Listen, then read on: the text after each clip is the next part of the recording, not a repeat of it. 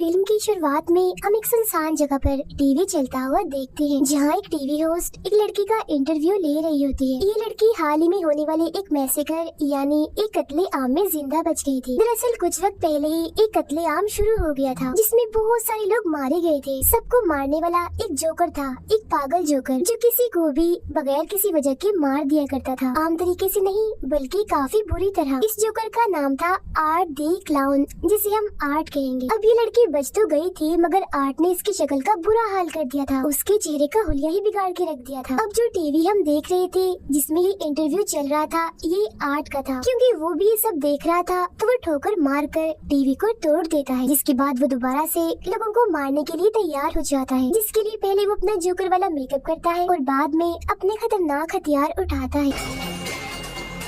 TV host interview के बाद अपने दोस्त से फोन पर बातें करने लगती है। वो बता रही थी कि जो लड़की आज आई थी वो बहुत ही बदसूरत थी। उसका ये कहना ही था, तभी उसे अपने पीछे हलचल होती हुई महसूस होती है। वो चेक करने जाती है, लेकिन वहाँ पर कोई नहीं था। फिर तभी अचानक से वो इंटरव्यू वाली लड़की आती है और उस होस्ट की आंखों में उंगलियां घुसा कर उसकी आंखें फोड़ देती है। फिर वो उसके चेहरे का हुलिया बिगाड़ कर उसे जान से मार डालती है। उसने ऐसा इसीलिए किया था क्योंकि उस जोकर यानी आर्ट ने जब से उस पर हमला किया था, तो वो बिल्कुल पागल हो गई थी। अब हम दो लड़कियों को देखते हैं, जो एक दूसरे की काफी अच्छी दोस्त थी। इनमें एक लड़की का नाम तारा होता है। ये एक पार्टी से वापस लौट रही होती है और वो पार्टी जाहिर है लोग अलग अलग तरह के कपड़े और मास्क लगा के फिरते हैं, और आर्ट भी हेलोवीन पर ही निकलता है, एक के बाद एक शिकार करने के लिए। जब ये दोनों बातें कर रही थी, तो आर्ट भी इनके पास से गुजर रहा था, जिसकी नजर इन दोनों पर पड़ जाती है। उसे देख तारा की दोस्त उससे मजाक करने लगती है, मगर अगले ही पल वो गायब हो जाता है। वो अब एक पिज्जा की दुकान पर आती है, जहाँ आर्ट भी इनके पीछे पीछे आ जाता है। अंदर आते ही वो तारा को घूरने लगता है। ये चीज तारा को काफी अजीब लगती है, मगर उसकी दोस्त तो जाकर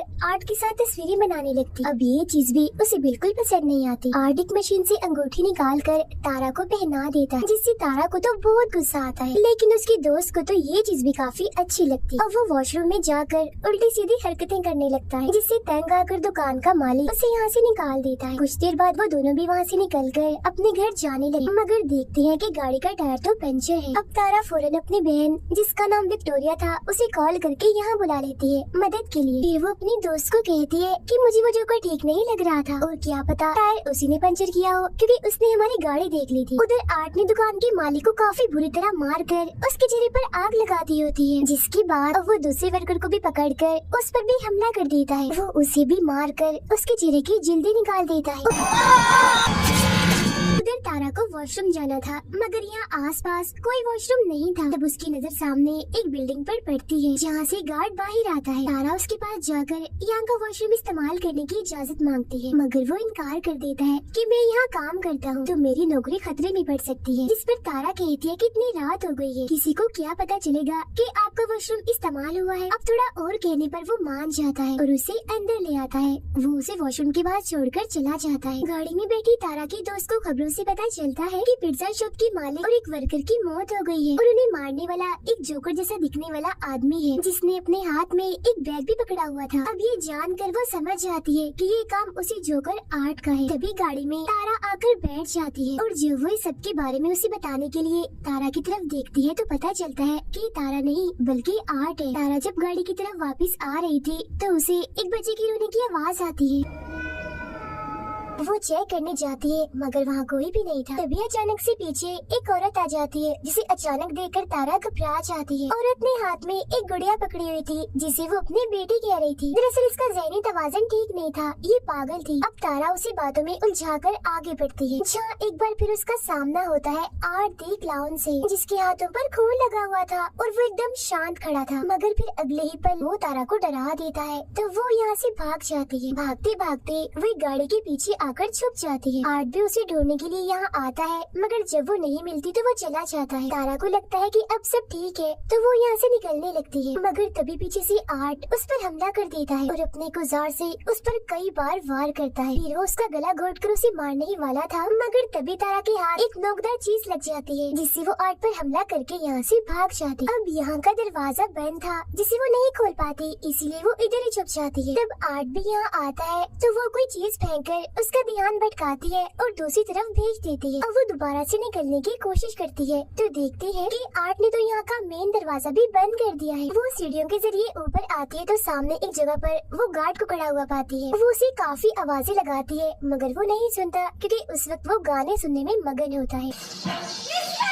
अब उसकी आवाज सुनकर आर्ट वहाँ आ जाता है और पीछे से उसे पकड़कर गले में इंजेक्शन लगाकर बेहोश कर देता है। अगले सीन में जब तारा को होश आती है तो वो खुद को एक कुर्सी पर बंधा हुआ पाती है। उसके मुंह पर भी टेप लगी हुई थी। उसके पास ही में आर्ट भी बैठा होता है और जब वो देखता है कि तारा को होश आ गई है तो वो उसे अपने हथियारों से डराने लगता है। फिर वो लाता है एक आरी और सामने का पर्दा हटाता है जहाँ उसने तारा की दोस्त को उल्टा लटकाया हुआ था, क्योंकि गाड़ी में जब वो उसके साथ आकर बैठा था तो उसने तभी उसे पकड़ लिया था। अब वो यहाँ बेरहमी की सारी हदें ही पार कर देता है। वो आरी से उसका पेट ही काट कर 2 हिस्सों में बांट देता है। अपने दोस्त का इतना बुरा हाल देखकर तारा की तबीयत भी खराब होने लगती है, मगर फिर वो हिम्मत करती है और काफी कोशिश करने के बाद खुद को छुड़वा लेती है। वो उसी के हथियार से आर्ट पर हमला करके यहाँ से भाग जाती है। आर्ट भी उसके पीछे पीछे जाकर ढूंढने लगता है मगर वो पीछे से आकर एक बार फिर उस पर हमला कर देती है। वो उसे काफी देर तक मारती रहती है।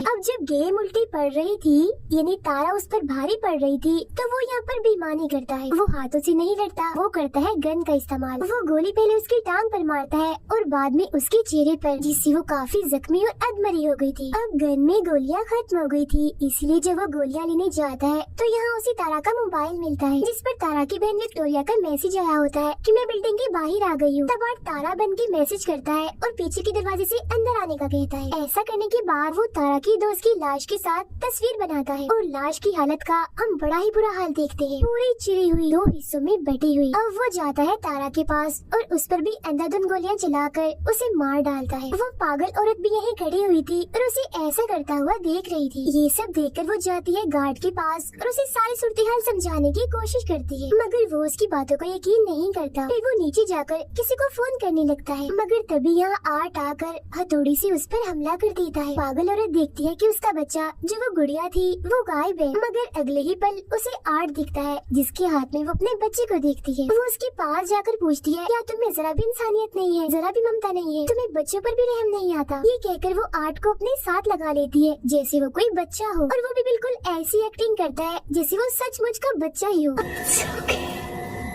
विक्टोरिया भी अंदर आ गई थी और वो तारा को फोन करती है तो बेल की आवाज जब अंदर से आती है तो वो वहाँ चेक करने जाती है। अंदर आकर तो उसकी होश उड़ जाती है क्योंकि वहाँ वो तारा की दोस्त की कटी हुई लाश देखती है। तभी उसे एक लड़की की आवाज सुनाई देती है। विक्टोरिया समझती है कि ये तारा है, इसीलिए वो चेक करने जब नीचे जाती है तो वहाँ एक औरत को जमीन पर देखती है जो रेंग रही थी क्योंकि काफी जख्मी थी। वो तारा समझकर उसके पास जाती है, मगर तभी उसकी नजर वहाँ पड़ी उस पागल औरत पर जाती है। वो भी काफी जख्मी थी क्योंकि आर्ट ने उसके सीने और सर को काट के बुरा हाल कर दिया था। उसकी हालत बस मरने ही वाली थी। अब यहाँ सवाल ये आता है कि पागल औरत तो इधर ही है, तो ये कौन है जो विक्टोरिया के सामने पड़ी हुई है अपना सर नीचे करके? और फिर तभी हम जान पाते हैं कि ये और कोई नहीं बल्कि आर्ट है जो उसे अपने जाल में फंसाने के लिए यहाँ औरत का भेष बनाकर लेटा हुआ था। वो उस पर भी हमला कर देता है, मगर विक्टोरिया जैसे तैसे करके अपनी जान बचाकर यहाँ से निकल जाती है। वो ऊपर जाकर एक अलमारी में छुप जाती है। तभी यहाँ आर्ट भी आ जाता है जो ये जान चुका था कि वो अलमारी में छुपी है, मगर इससे पहले वो विक्टोरिया के साथ कुछ करता उसे हॉर्न की आवाज आती है जिसे चेक करने के लिए वो यहाँ से निकल जाता है। बाहर दरअसल आया था उस गार्ड का साथी जिसे अंदर आना था। वो कारपेट हटाता है तो वहाँ चाबी पड़ी हुई थी। तब दरवाजा खोलकर वो अंदर आ जाता है। वहाँ उसे खून के निशान दिखते हैं जो जाहिर है काफी अजीब था, मगर इससे पहले वो कुछ समझ पाता आर्ट पीछे से आकर एक नोकदार चीज से उसके सर पर वार कर देता है। फिर वो उसका गला काट कर धड़ से अलग कर देता है। विक्टोरिया यहाँ से निकलने की कोशिश करती है, मगर कोई भी फायदा नहीं होता। वो अपने सामने आर्ट को देखती है जो छोटे बच्चे की साइकिल चला रहा था, मगर अगले ही पल वो यहाँ से गायब हो जाता है और वो साइकिल वहीं पर गिर जाती है। वो उसे बचते हुए यहाँ से निकलने की कोशिश करती है, मगर पीछे से आर्ट आकर उस पर हमला कर देता है। वो शॉपर से उसका दम घोटकर मारने ही वाला था, मगर वो बच जाती है। फिर वो एक नोकदार चीज उठाकर आर्ट के पैर में मारती है और यहाँ से भाग जाती है। वो सीधा आती है अपनी बहन तारा के पास और उसका उसका इतना बुरा हाल देखकर टूट जाती है और रोने लगती है। वो अभी उधर बैठी ही थी कि तभी यहाँ आर्ट आकर उस पर हमला कर देता है। बार बार वार करके वो उसे काफी मारता है, मगर तभी पीछे से गार्ड आकर आर्ट को मारकर बेहोश कर देता है। जी हाँ, गार्ड, क्योंकि वो अभी जिंदा था। वो विक्टोरिया को लेकर एक कमरे में आता है और पुलिस को इस बारे में बताने लगता है। इस बीच वो देखता है कि विक्टोरिया की हालत काफी खराब है। वो उसे अब इमरजेंसी कमरे की तरफ ले जाने लगता है। तभी यहाँ आर्ट एक बार फिर से आकर गार्ड पर हमला कर देता है। वो पहले सिलेंडर से उसे मारता है और बाद में अपने पैर से उसका चेहरा ही कुचल देता है। अब घबराहट के आलम में विक्टोरिया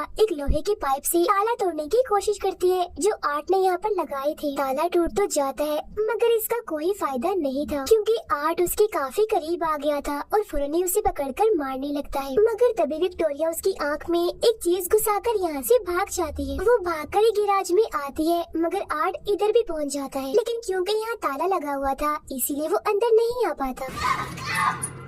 अब इतनी ही देर में पुलिस भी यहाँ पहुँच चुकी थी, लेकिन इससे पहले विक्टोरिया पुलिस के पास जाती आर्ट गाड़ी से गैराज का दरवाजा तोड़कर अंदर घुस आता है। अब क्योंकि वो गाड़ी से टकरा गई थी इसीलिए बेहोश होकर नीचे गिर जाती है। फिर जब तक पुलिस यहाँ आती है तो तब आर्ट विक्टोरिया का चेहरा नोच नोच कर खा रहा था। अब पुलिस आर्ट को सरेंडर यानी हथियार डालने का बोलती है, मगर वो अपने मुँह में गन रखकर खुद को ही गोली मार लेता है। अब पुलिस को पता चलता है कि विक्टोरिया मरी नहीं है बल्कि अभी वो जिंदा है, बस काफी जख्मी है। इसके बाद सबकी लाशों को हॉस्पिटल ले जाया जाता है और जब डॉक्टर आर्ट की लाश को देखता है तो उसे काफी अजीब लग रहा था, क्योंकि मरने के बाद भी वो मुस्कुरा रहा था। तभी यहाँ बिजली खराब होने लगती है और आर्ट उठ जाता है, उस डॉक्टर को गले से पकड़ लेता है क्योंकि वो मरा नहीं था बल्कि जिंदा था। इसका मतलब यही था कि अब वो लोगों को मारने का सिलसिला अब इस हॉस्पिटल से करेगा। अब कुछ वक्त गुजरता है और हम विक्टोरिया को देखते हैं जो आखिरकार आर्ट का शिकार होने से बच गई। कल उसे इंटरव्यू के लिए भी जाना है और उन्हीं बाद हम उसका चेहरा देखते हैं जो काफी भयानक दिख रहा था, जो बिल्कुल वैसा दिख रहा था जैसा इंटरव्यू वाली लड़की का था। अब यहाँ ये राज खुलता है कि विक्टोरिया ही असल में वो लड़की है जो शुरुआत में इंटरव्यू दे रही थी, जिसके बारे में कहा था कि एक मैसे घर में बची है और एक जोकर ने ही सभी को मारा था। अब यहाँ सवाल ये उठता है कि आर्ट ने अपने सर पर गोली मारी थी मगर वो नहीं मरा, आखिर क्यों? क्योंकि दरअसल अभी तक जितने भी लोगों ने उसे मारने की कोशिश की उन सबको ही मौत के घाट उतरना पड़ा। अब यहाँ ये चीज क्लियर नहीं हुई कि क्या उसे मारा जा सकता है या नहीं। हो सकता है कि उसे मारा जा भी सकता हो।